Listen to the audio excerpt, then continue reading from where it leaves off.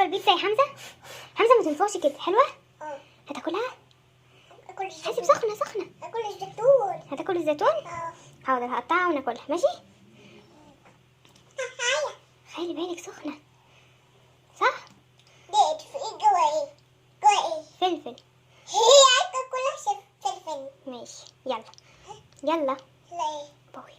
بوي. السلام عليكم، ازيكم يا احلى بنات؟ عاملين ايه؟ يا رب تكونوا كلكم بخير. وحشتوني جدا جدا. فرحانه جدا ان الفيديو الاخير اللي انا كنت نزلت لكم عجبكم. فرحانه بكومنتاتكم اللي دايما بتشجعني. والله العظيم الواحد كده بيجي عليه فتره ان هو يقول خلاص مش هيكمل وكده، بس لما يلاقي حتى لو والله لو 2 3 بس بيكتبوا كومنت حلو بتدوني باور كده ان انا اكمل. هو الموضوع بالنسبه لي انا واخداه كحب بجد، وحاسه اللي في ناس كده بتحبك وبتهتم بيك. بتحسي كده اللي في ناس بتسأل عليكي وبتدعيلك من غير ما نعرف بعض ولا عمرنا شفنا بعض، بس دعوات حلوه كده. كفايه بس دعواتكم انتوا بتقولوا دايما ربنا يقومني بالسلامه. فيلا نشوف روتين النهارده هيكون عامل ازاي. ان شاء الله يعجبكم يا رب. اهم حاجه بقى ما تنسونيش اللايك زي ما انتم معوديني، وكومنت حلو منكم عشان يشجعني. اول حاجه كده بقى دي المواعين بتاع امبارح زي ما انا قلت لكم. للاسف ما كنتش قادره فعلا اللي انا اغسلهم قبل ما انام. هو الواحد الايام دي سلحفه، انا بشتغل بطلوع الروح يعني. بعمل الحاجه واقعد ارتاح، اعمل حاجه واقعد ارتاح. بوريكم كده شكل المطبخ اول ما صحيت. ما كانش فيه طبعا حاجات في التلاجة ولا اي حاجه. حتى الجبنه دي انا جايباها من ماما وانا جايه من البلد. هو كانش فيه الا بطاطس، فقلت اما احمر شويه بطاطس نفطر بيهم مع الجبنه. والمواعين بقى الجميله اللي موجوده من امبارح اللي انا عايزه اغسلها، بس قلت ايه انا هفطر الاول يمكن كده اتشجع شويه عشان اغسلهم. وهنا كده ازايز الميه ببدا ان انا امسك ازازه ازازه كده اغسلها، بحط فيها شويه ملح ليمون وشويه كربونات وخل. وبقعد اسيبهم كده ليله كامله بينضفوا خالص. بدات اللي انا عشان بقى راكنه الازايز بقى لي حوالي شهر ونص اهو. ما كانوش بقى استخدمهم كده، فاخدت بقى ازازه ازازه كده وبدات اللي انا اغسلها وانضفها عشان طبعا الميه بقى كانت فيها وكده. وده كده خلاص الفطار بتاعنا اهو. حاجه بسيطه كده وسريعه، بس الحمد لله يعني شبعتنا وكده. بعد الفطار بقى طبعا كان فيه هدوم عايزه تتغسل اللي انا جايه بيها بقى. حاجات ما كانتش كتير. ربنا يخليهم لي كانوا في البلد على طول بيغسلوا لي الهدوم وكده. فهي كانت هدوم بسيطه كده، فقلت اما اغسلها عشان الميه ما تعملش عملتها معايا. وكان هنا كان في حاجات بس على الغساله قبل ما اغسلها. كنت انا عامله بالليل عصير بحط انا في البرطمانات دي دايما. بتكون حلوه قوي واحنا بنحبها.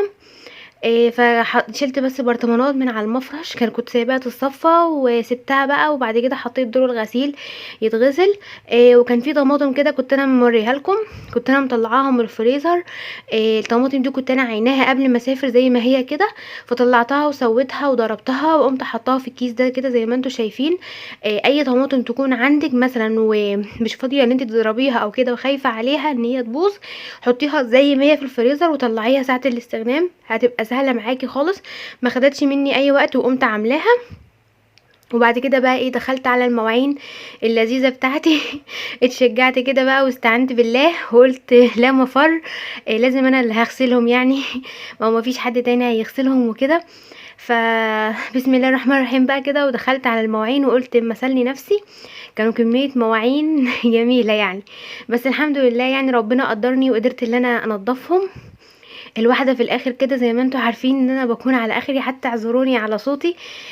موضوع صعب جدا جدا والله بحاول انا اكون معاكم عشان بس انا كنت مقصره طول فتره البلد وكده، فقلت اما اكون الايام دي معاكم اول باول عشان بس ما تنسونيش وكده. عشان برضو اكيد ان شاء الله لما ربنا يكرمني واولد اكيد طبعا مش هكون مستمره معاكم. ناس كتير الفيديو اللي فات افتكروا ان انا ولدت لما قلت اكيد اخيرا رجعت شقتي. لا انا لسه ما ولدتش والله كان نفسي، بس انا عشان بولد طبيعي. انا بقى يعني ايه بسيب نفسي لحد ما الطلق يجي يعني، ما بروحش بقى لدكاتره.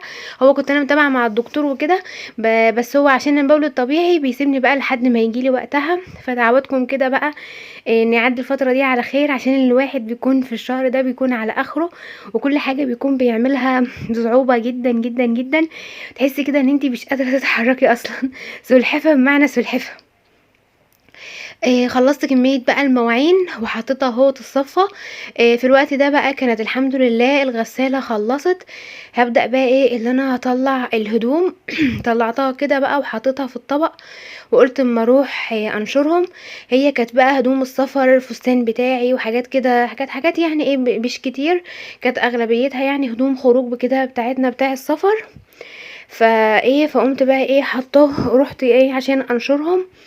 عشان بقى ما راكمش الهدوم عليا، عشان المية الايامي دي مش عارفة. يعني كنت انا قبل ما اجي كانت هي قطعت مدة كبيرة، فخايفة جدا ان هي تقطع، فربنا يستر بس وما تقطعش وتدنها مكملة معايا كده. رحت بقى نشرت الهدوم الحمد لله. ندخل تاني على المطبخ. هو اليوم النهارده كله هيكون في المطبخ. انا عملت حاجات كتير قوي زي ما انتم شايفين، المطبخ كان مليان حاجات، وانا كنت موريه لكم امبارح المطبخ بشع. هو عايز تنظيفه من اللي هي، بس ان شاء الله هعملها معاكم. بس يعني ايه واحده واحده كده اخلص بس الحاجات اللي انا عايزه اعملها في اوضه النوم واوضه الاطفال، وبعد كده هبقى فوق المطبخ للاخر. البرطمانين دول كده اللي انا كنت قايله لكم ان ماما مدياهم لي. حماتي هي اللي كانت مدياهم لي، فقلت بقى ايه صراحه شكلهم عاجبني جدا ومش عايزه احط فيهم توابل، فقلت هو الكورن فليكس احطه فيه. كنت فاكره ان واحد هيكفي، لقيت الواحد ما كفاش، وقمت حاطه في الاتنين الكورن فليكس، وقلت شكلهم حلو قوي وحمزه بيحبوا يعني، فقلت هحط فيهم الكورن فليكس. حطيتهم بقى. وبعدين في الوقت ده كده بقى كنت انا علي نزل كده جاب لي شويه طلبات وحاجات كتير كانت ناقصاني، فقلت بالمره بقى وانا بعمل البرطمانات دي احط بقى، قلت هحطها هنا كده مع المنظمات دي. وجبت بقى شلت البتاع المنظم بتاع الدقيق. عشان الدقيق كان الدقيق خلصان، فهو كان جاب لي دقيق، فقلت عشان افضي فيه الدقيق يعني. وبرده بتاع المنظم بتاع المكرونه. كنت انا اللي هوريه لكم دلوقتي المنظم بتاع المكرونه بقى اللي كان جاي لي هديه. فقلت بقى ايه منقل فيه المكرونه بدل الازازه اللي انا عاملاها دي. والازازه دي عملتها وغسلتها يعني ونضفتها. سبتها منقوعه بقى كده، حطيت فيها شويه خل وملح ليمون وميه، وبسيبها بقى كده، وبكره ان شاء الله هبقى انضفها. بصوا بتنضف جدا جدا. اي ازايز انا بعمل فيها كده على طول بتكون نظيفه خالص من جوه. وطبعا عشان مش عشان نعرف نوصل للحاجات اللي جوه دي، فهي حطوا بس جربوا ملح الليمون في التنظيف حلو قوي. حتى برضو لما تيجي تنضفي الكاتل بحط فيه ملح ليمون واغليه بينضف معاكي حلو جدا. هو ده كده المنظم اهو بتاع المكرونه الاسباجيتي. ما شاء الله خد كميه كبيره، وكمان كان في عندي حبه لسه في الكيس، فقمت بقى اما اجيبهم واحطهم فيه، وبرده ياخد كمان هو ياخد حوالي كيلو مكرونه. المنظم ده حلو جدا، وينفع برضو مش للمكرونه الاسباجيتي بس، ينفع البقوليات، ينفع لاي حاجه. انا عايزه اجيب منه 2 كده حجمهم صغير، واحد يكون للوبيا واحد للفاصوليا. لان انا زي ما انتوا عارفين انا كنت حاطه اللوبيا والفاصوليا في واحد كبير كده واخد مكان كبير على الفاضي، فقلت اما استغل الكبير ده في حاجه تانية احسن، واجيب 2 مثلا منظمين صغيرين للوبيا والفاصوليا. مش عارفه اخرج طبعا الفتره دي برضو لان قلقانه وكده، فنفسي اخرج عشان اشتري منظمات اللي هي الصغيره دي، وعايزه اشتري كام بتاع برطمانات كده للتوابل، عشان عندي فيه كذا كيس كده للتوابل ومش لاقيه لهم برطمانات، فعايزه ابقى اخرج ان شاء الله واشتري الحاجات دي. فربنا يسهل كده بقى. دلوقتي بقى خلاص فضيت الدقيق اهو. وقمت بقى عملت بيتزا، بس انا عجنتها في الوقت ده، بس انا ما صورتهاش معاكم لان انا عملتها معاكم كتير قوي. بس المره دي كانت طلعت حلوه جدا. هحط بس الحاجه الاول اللي انا شارياها من التلاجة كده معاكم في المنظمات. ده كده الليمون، بان الليمون بقى روحه قصيره واحنا في الصيف وكده، فقلت بقى ما الفه في ورق استرتش. وسبت بس 4 كده من غير ورق استرتش، عشان دول يكونوا للاستخدام يعني، ولما يخلصوا يبقى ناخد بقى من اللي هو ملفوف عشان يعيش معايا مده طويله. وجبت بقى المنظمات بتاعتي من التلاجة. طبعا التلاجة بتاعتي عايزه تتغسل كده من الاعماق، برضو في يوم كده هبقى اعملها معاكم. قلت ان شاء الله في اليوم اللي انا هنضف فيه الليفنج هبقى افضي التلاجة كلها وانضفها، لان الليفنج بقى يعني مش هيكون محتاج شغل كتير ولا كده. هو الحمد لله نضيف يا دوب، بس هيكون مسح كده سريع. فقلت في اليوم ده ان شاء الله هبقى انضف فيه التلاجة. بس واحده واحده كده ادعولي ان انا اقدر اعمل الحاجات دي كلها. يا رب بس ما تكونش طموحات واماني وفي الاخر ما اعملش حاجه. ربنا يسهل بقى. وحطيت الفلفل في منظم، والخيار بحط انا كده مناديل من تحتهم، بحيث ان هي تحفظهم وكده. خلاص كده اهو حطيت كل الفاكهه بتاعتي، ودي كده صينيه البيتزا خلاص كانت هي بقى عجنتها وخمرت وبقت جاهزه، وحطيت عليها من فوق الحاجه بتاعتها. في تكايه بقى عملتها المره دي، ان انت تحطي 3 معالق مايونيز، كنت انا عرفتها من الشيف فاطمه ابو حاتي. كانت ادت ليها طعم حلو جدا جدا، ان شاء الله هبقى اعملها معاكم. بس المره دي انا ما عملتهاش، قلت اما اجربها عشان اشوف طعمها حلو ولا لا، بس بجد طلع طعمها احلى بكتير. وما حطيتش المره دي البيتزا بيكنج باودر. البيكنج باودر كنت حاسه ان هو بيغمق العجينه شويه، فالصراحه حاسه ان هو طلع طعمها احلى من غير البيكنج باودر، بس طبعا كل واحده بحسب ما بترتاح. ده كده كان شكلها المره دي، كانت طلعت تحفه بجد، كان طعمها حلو قوي. انا اصلا بعشق البيتزا، وطبعا طول شهر رمضان الواحد بقى ما كانش عارف يعملها ولا كده، لانها اكله يعني بتكون ما تنفعش في رمضان، يعني واحد كده بتحس ان هو ما ينفعش تتعمل على الفطار. بعد ما اتغدينا بقى فطار ايه، خلاص رمضان خلص. عملت بقى ايه كوبايه شاي كده لعلي. قلت بقى ايه اما اعملها معاكم.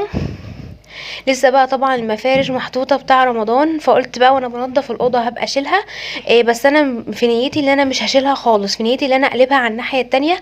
انا المفرش ده بوشين، وش كده فيه زينه رمضان اللي هو الخياميه، والوش التاني مفرش كده شكله حلو برضو، وابقى اوريهولكم وبتقولوا لي رايكم. بس انا في دماغي ان انا اسيبه برضو، لان الرخامه نفسي اجيب لها بتاع ستيكر اللي هو يكون لونه اسود، بس طبعا على ما اخرج بقى واشتري الحاجات دي، فبقول ان انا هسيب عليها الستيكر زي ما هو.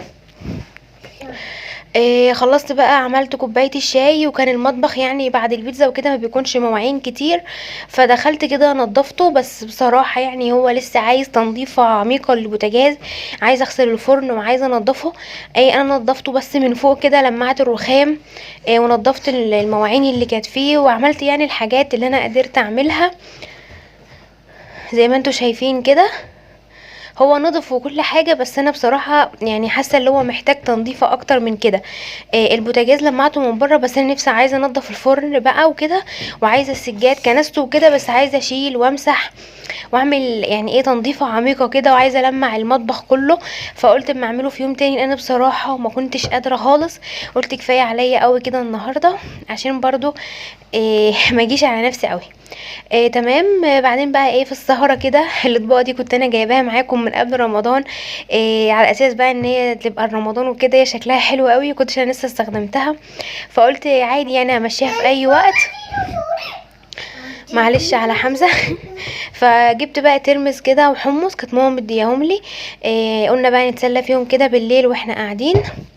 حطيت بقى ترمس، وحطيت بقى عليه الليمون وشطه، وحطيت الحمص في القلب. الاطباق دي شكلها حلو قوي، وعلى فكره هو مش لونه لبني، هو لون تاني. بس مش عارفه هو ظهر لكم لون لبني ليه، بس هي اطباق حلوه كده وتنفع قوي اللي تقدمي فيها اي حاجه ويبقى شكلها حلو قوي.